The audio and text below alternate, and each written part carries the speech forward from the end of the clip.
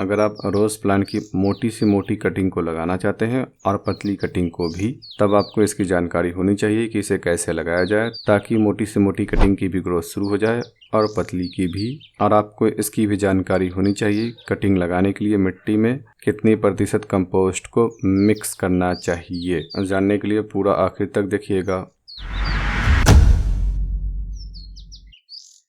सबसे पहले आपको पौधे में से कटिंग को काटना है और डार्क ग्रीन कलर की ब्रांच को भी आप कटिंग के तौर पर इस्तेमाल कर सकते हैं। आप ब्राउन कलर को भी, पेंसिल जितनी मोटी कटिंग को भी ले सकते हैं और अंगूठे से मोटी कटिंग को भी।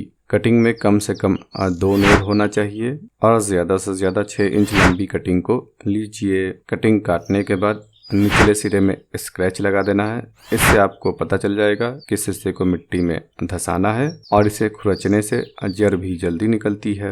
1 लीटर पानी लेना है, उसमें 1 से 1.5 ग्राम किसी भी टाइप के फंगिसाइड को घोल देना है और इस कटिंग को 2 से 3 घंटों के लिए डुबोकर छोड़ देना है। लेकिन आपको छाया में रखना है, धूप में नहीं। फंगिसाइड के घोल में डुबोने से फंगस से ब्रांच बच जाती है और साथ ही साथ ब्रांचेस पानी को सोख लेती है, जिससे कटिंग लगाने के बाद जल्दी कटिंग नहीं सूखती है और हर एक कटिंग की ग्रोथ हो जाती है।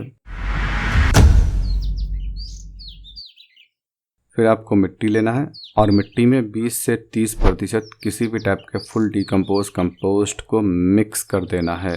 अगर आपके पास फुल डिकम्पोज कंपोस्ट नहीं है, तब आप सिर्फ मिट्टी में भी कटिंग को लगा सकते हैं और यहाँ तक कि आप सैंड में भी कटिंग को आसानी से लगा सकते हैं।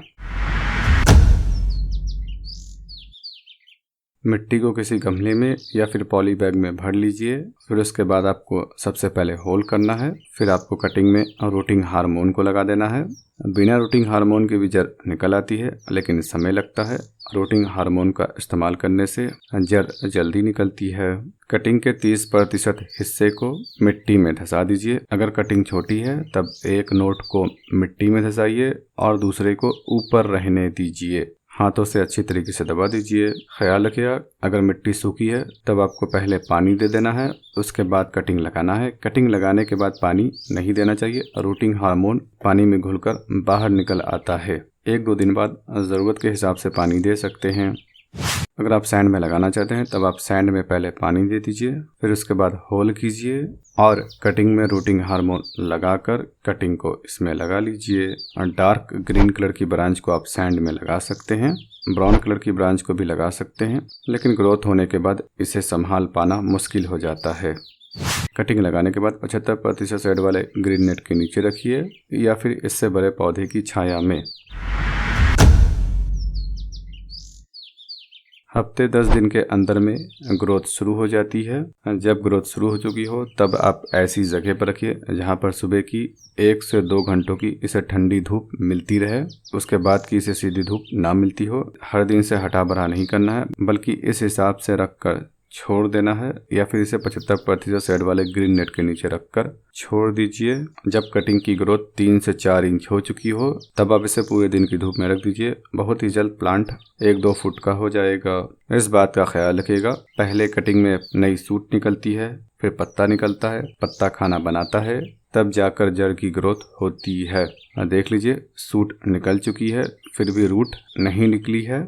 इसकी ग्रोथ स्टार्ट इसलिए हुई है क्योंकि पौधा खाना बनाता है, अपने तने में स्टोर रखता है और उसी खाने का रिजल्ट है इसकी नई ग्रोथ। अब जब इसका पत्ता खाना बनाएगा तब इसकी जड़ की ग्रोथ होगी।